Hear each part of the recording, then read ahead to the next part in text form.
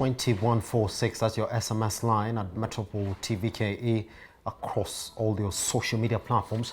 My name is Simbalaji Charles Kiaga. Thank you very much for still sticking with us up to now on Business AM.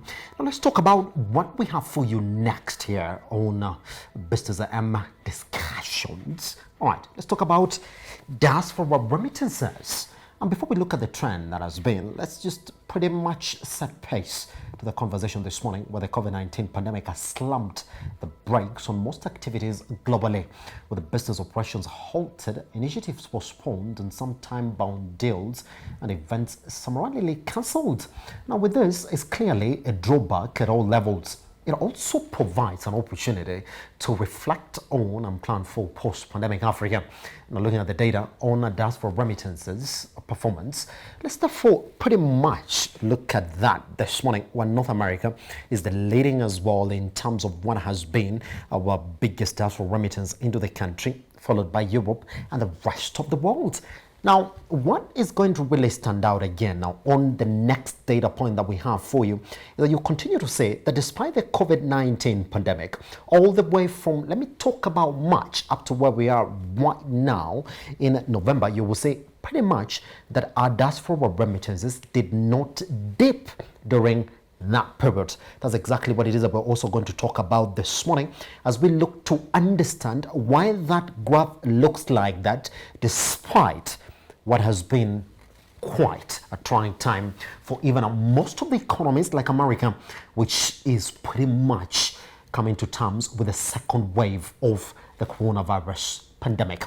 And to help us this morning, therefore, understand how we can leverage on a Diaspora resources for Africa's economic recovery, we are joined by Dr. FCPA Rosemary Gituma, who's the former VC ISPAC, and Rachel Makazi, Director, Dialogue Norway. Thank you very much. And let me just start with Dr. Rosemary Gituma. How are you doing? Yeah. Good morning. Good morning. Nice to see you again, and thank you to be here. I'm doing fine, and despite what is happening globally, we are still there holding on and very optimistic. So I'm very fine. Pretty much. Dr. Gituma, let me just ask you therefore, and you would pretty much know what's going on when it comes to Diaspora remittances. It looks as if the COVID-19 pandemic really hasn't affected much of the Diaspora remittances into the country. Why? When everybody is talking about what has been quite an effect of the COVID-19 pandemic on our resource economies. Yes, that is very, very interesting, because it is actually a conversation which is very relevant now. Yes. Because against all odds, we have seen everything else, coming down, literally, because we know there are so many sectors which are struggling, especially like when you look at the traditional sectors that we talk about, globally everywhere, tourism, traveling, and everything, nobody is traveling. And what has happened, interestingly, like even the way the World Bank had predicted that with this COVID-19, actually the remittances are going to be affected or to come down by something like 20%. But actually that has not been seen. In fact, if I look at, for example, Kenya, we have actually seen year on year, we are actually seeing a growth of 21%. So when it comes to talking about resilience, in fact, one of the conversations that should come out is remittances in Africa. And now, if you look at it, the way we look at those remittances from traditionally, they come the socio-economic development of families, all that. So what has happened because of that, and again now because of the platform, everything now is online. It is found that remittances are always on that platform. So it was very easy for them to be sustained. So even when people's incomes have been affected, it looks like the diasporas, they decided actually to still sustain that momentum and very committed to the cause. So that is what has happened. Yes. Well, I want to ask you as well, Dr. Rosemary, this morning. I mean, we're talking about America being one of our biggest contributors to our diaspora remittances, and that hasn't changed for quite some time now. Why as well? Why is it the one that has been the leading throughout in terms of the remittances that come into the country? Didn't get you? Yes. Yes. I didn't get you. Yes. Let me just repeat that question again. I mean, we're seeing America being among the leaders when it comes to diaspora remittances into the country. It hasn't changed for quite some time. What are we looking at? Why is it the leading for some time? Yes, because what I'm saying in terms of the sustainability. Yes. If you're looking at sustainability, yes, I think what has happened in the past, there is a lot of conversation which has been going on around that area. And then we have seen over time policies being put in place. And if you look at the countries like Kenya, for example, an enabler, there are so many enablers which have happened. And then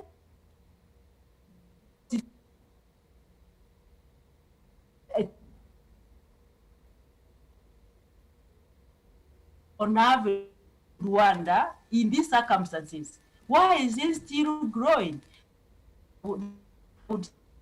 That the community of the diaspora, which is out there, they are so committed to the cause, and they want to continue sustaining those needs that they have always committed to. So, and again, because if you look at the African setup, we don't have some of those social networks. So because of that commitment, so it has been sustained over time. And again, because again of awareness has been raised, policies and so many things have been put in place, and especially the platforms and innovations around the diaspora, the remittances, that has also helped it to be sustained. Pretty much. Is it also possible for us to look at the relation between these two countries that we talk about, what has been the US and Kenya? What would you put it? Is also that a contributor? Yes, in fact, if you look at the diaspora as a conversation in Kenya, yes, in fact, it is a sector. It's actually, you can call it a sector. It should be classified as a sector because in terms of the foreign exchange, it is the leading. It has overtaken tea, it has overtaken tourism, horticulture, and all the exports you can think about, even coffee. So when you look at the number,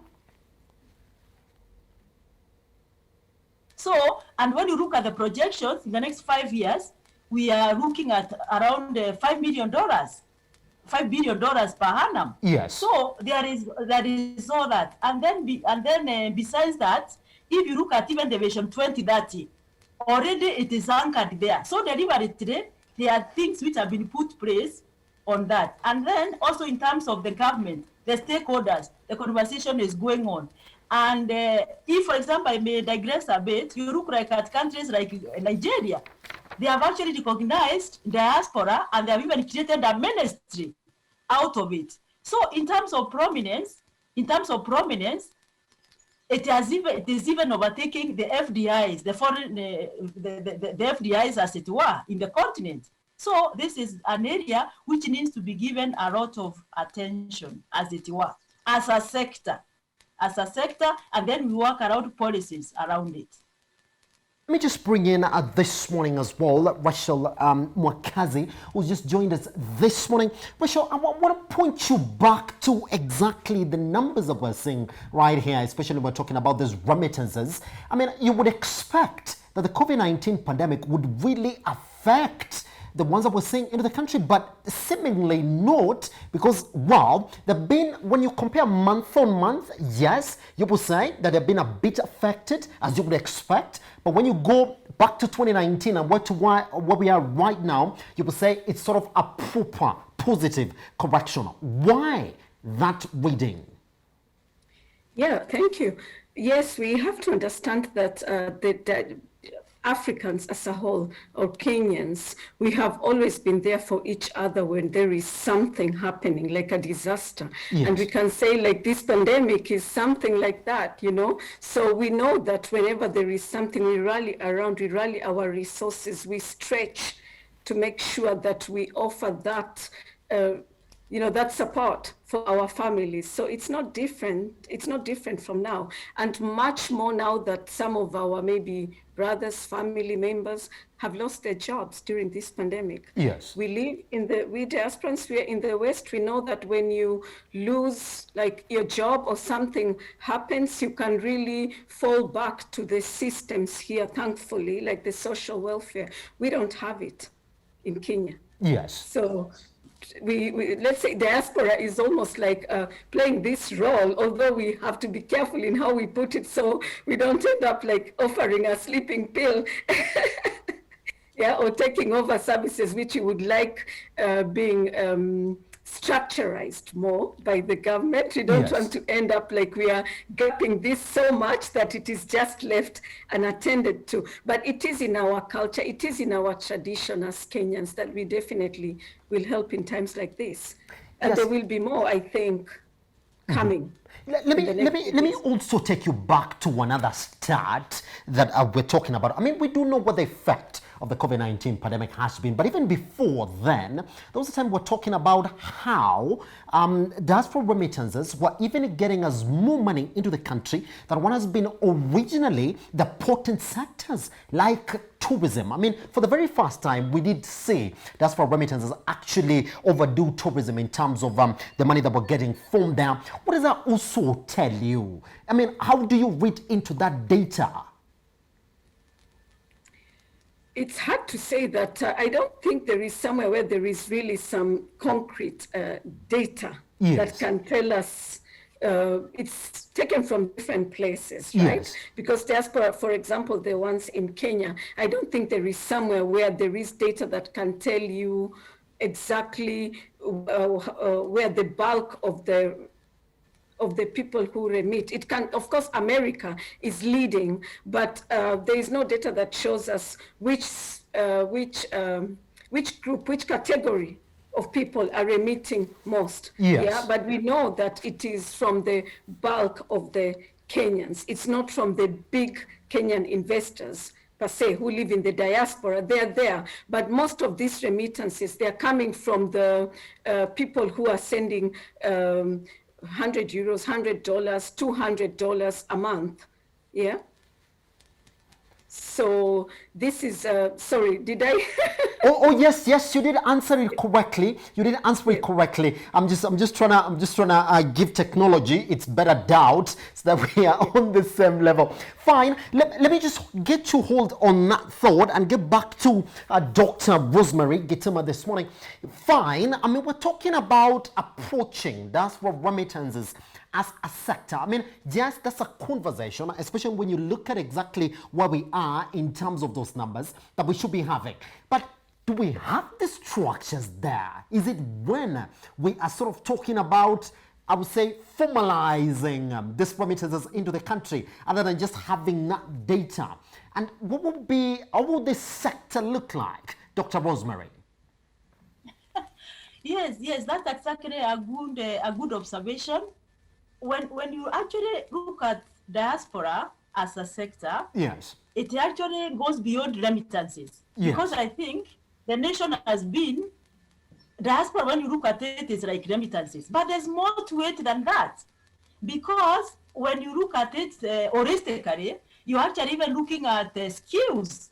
You're looking at the social capital. In fact, when it comes to economic development, this is actually a sector which can sit very well even in the budget making, so that we look at it holistic capital, even things like even funding for the economy, even creating like mobilizing, putting together the diaspora, even to create like a diaspora fund. You know, there are lots of opportunities. So what I'm saying, the moment it is given, it is situated in every economy. So you think that around it, you even come up with the policies, regulation, and then you just go beyond one aspect. And then even when it comes to even the data we talk about, it's an estimate. Even nobody knows what is even the actual. Like now Kenya, we talk of 3 million, and I'm sure there are more than 3 million Kenyans who are remitting. And then infrastructure, even around remittances, infrastructure, other of the diaspora, and even borrowing from the other economies who have actually benefited by giving prominence to the impact of the diaspora holistically. Countries like India, the success stories that we see in India, in fact, some of it, especially in the health sector, is actually because of the diaspora. So this diaspora aspect, you have to look at it holistically, even how it affects into every sector of the economy. Health, agriculture, yes, technology, everything. Yes. All right, let me get back to Kenya Mwakazi again this morning. Yes. I mean, the question that everybody is going to ask you this morning, is it possible for the government and any other government, therefore, especially we're talking about remittances, to start looking at this area as a potent area for the economic growth? Is it possible? And therefore, what must happen for the government to sort of spur diaspora remittances into the country? I think one of the main things they can do is to offer incentives to diaspora. Yes. Yeah, because there is, but then again, information. Yeah, there has to be policies. Like Dr. said, a country like Nigeria is already recognizing the diaspora and has given them their space. So it means a lot of policies going there. So it will need really a good framework, yes, of how we work together, the diaspora and government or something. Yeah, we are already recognized as the 48th county. Yes. Yeah, but can it be more formalized and more structurized, and can we be deeply involved in this conversation? Because people just want, diasporans are already very much willing to give, as you have seen, but not only the traditional way of remitting to families. A lot of diasporans are now looking at what opportunities are there for investment. Yeah. And that's the conversation that I really want. You're touching on a very pertinent area, because now when we look at diaspora remittances, we tend to think it's just money coming in to other pockets in this country, but not necessarily pretty much going into investments. Is that a lacking area? Because then if you're talking about money coming in, should we open avenues for people outside to come in and say, well, I just don't have to send. There are incentives that are properly placed for me who's outside looking back into the country. Is that what we should do?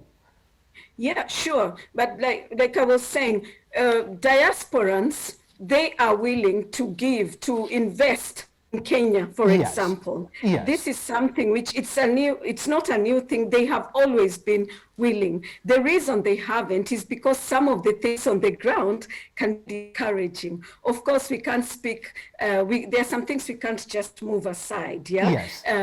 Like a lot of people are worried the corruption thing and investing their money, if they have that security, yes, that things will be safe. Of course, any investment you risk, but there's some basic things which have to be in place. But let's leave that aside, because it's something we won't go into. We know about it as Kenyans, all of us, and we hope we can all together work to overcome it so that more people can invest. An investor is looking for security for their money. So a diaspora, seen as an investor, will also just demand the same things even foreign investors demand for, yeah, the basic things, yes, security and such things. So to tap into the diaspora as an investor, we need to understand also the diaspora, and this is the time, because I see like a lot of my fellow Kenyans who are here, what conversations do we talk about? We want to retire back. When we're old, we want to go back and live in Kenya latest. Yes. We don't want to grow up in Europe or in other countries. We want to retire to our homes. So recently, we have been having talks. Okay, if we don't shape our homes, are we going to, like my village, where there is a shortage of water, real problems with water? If I retire there, will I still manage to go with Mtungi to look for water? Yeah, in old age, because it's the reality. So if I don't contribute towards shaping this, what happens? So diasporans are looking into really seeing how they can be able to be involved to prepare, not only in support of the country, but because we are putting things together for our future. We are thinking about our future and our old age. Pretty much. So, let me get back to Dr. Rosemary as well this morning.